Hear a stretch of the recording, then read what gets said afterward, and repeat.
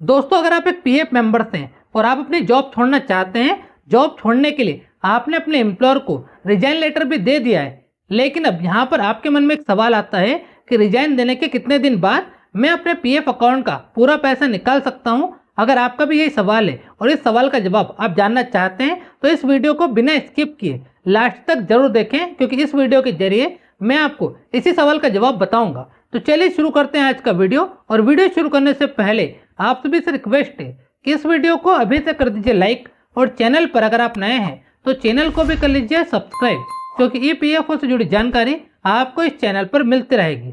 दोस्तों, कोई भी पीएफ मेंबर अगर अपनी जॉब छोड़ना चाहता है तो जॉब छोड़ने से पहले उस पीएफ मेंबर्स को लिखित में एक रिजाइन लेटर अपने एम्प्लॉयर को देना पड़ता है। रिजाइन लेटर देने के बाद पीएफ मेंबर्स अपनी जॉब छोड़ सकता है, और जॉब छोड़ने के बाद पीएफ मेंबर्स अपने पीएफ अकाउंट का पूरा पैसा निकालने के लिए एलिजिबल हो जाता है। लेकिन यहाँ पर पीएफ मेंबर सवाल करते हैं कि रिजाइन देने के कितने दिन बाद हम पीएफ अकाउंट का पूरा पैसा निकाल सकते हैं। तो देखिए, इस सवाल का जवाब आपको समझना होगा।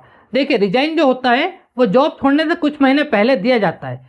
कुछ कंपनियों में ये रिजाइन वाला जो नियम है वो 2 महीने का होता है, यानी कि अगर किसी पीएफ मेंबर्स को अपनी जॉब छोड़ना है तो जॉब छोड़ने से 2 महीने पहले रिजाइन देना होगा। किसी कंपनी में 1 महीने का नियम होता है। तो जिस कंपनी में जिस हिसाब से जो नियम होते हैं उस हिसाब से पीएफ मेंबर्स को जॉब छोड़ने से पहले रिजाइन देना होगा। हम 1 महीना मानकर चलते हैं कि आपकी कंपनी में 1 महीने का नियम है और आपने जॉब छोड़ने से 1 महीने पहले रिजाइन दे दिया है।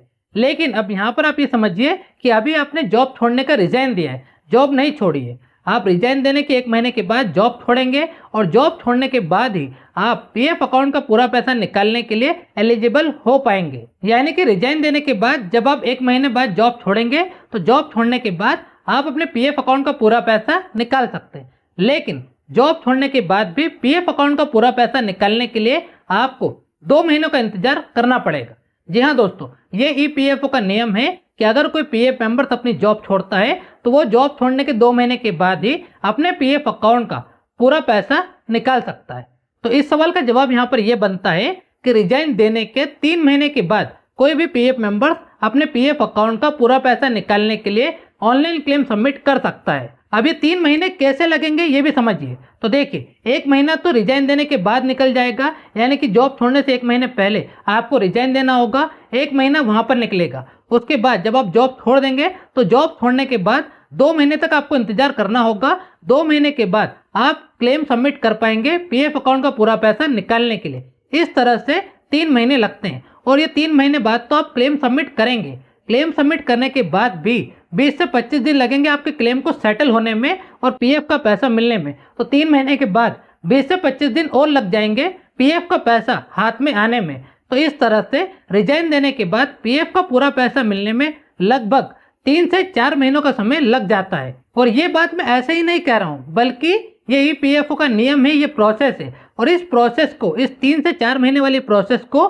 कोई भी व्यक्ति, यहाँ तक कि पीएफ ऑफिसर भी बाईपास नहीं कर सकता। इस बात की गारंटी मैं आपको देता हूँ। लेकिन अब यहाँ पर एक और सवाल आता है कि अगर कोई पीएफ मेंबर अपनी जॉब छोड़ता है और जॉब छोड़ने के बाद ही उस पीएफ मेंबर्स को पैसों की जरूरत है, वो पीएफ मेंबर्स 3 से 4 महीने इंतजार नहीं कर सकता, तब ऐसी कंडीशन में वो पीएफ मेंबर्स क्या करें। तो देखिए, यहाँ मैं आपको बता दूं कि अगर आप रिजाइन देकर जॉब छोड़ते हैं तो जॉब छोड़ने के बाद पीएफ का पूरा पैसा निकालने के लिए तो आपको 3 से 4 महीनों का इंतजार करना ही पड़ेगा। लेकिन अगर आप इंतजार नहीं करना चाहते, आपको पैसों की ज़रूरत है, तो ऐसी कंडीशन में आप जॉब छोड़ने के बाद एडवांस क्लेम करके अपने पीएफ अकाउंट से कुछ पैसा निकाल सकते हैं। बाकी 3 से 4 महीने बाद आप पीएफ का पूरा पैसा भी निकाल पाएंगे। अगर आपको पैसों की ज़रूरत है, आप 3 से 4 महीने इंतजार नहीं कर सकते, तो आप एडवांस क्लेम करके कुछ पैसा अपने पीएफ अकाउंट से निकाल लीजिए। बाकी आज के इस वीडियो में सिर्फ इतना ही। उम्मीद करता हूं दोस्तों इस वीडियो के जरिए बताई गई जानकारी आपको पसंद आई होगी, और ये वीडियो भी आपको पसंद आया होगा।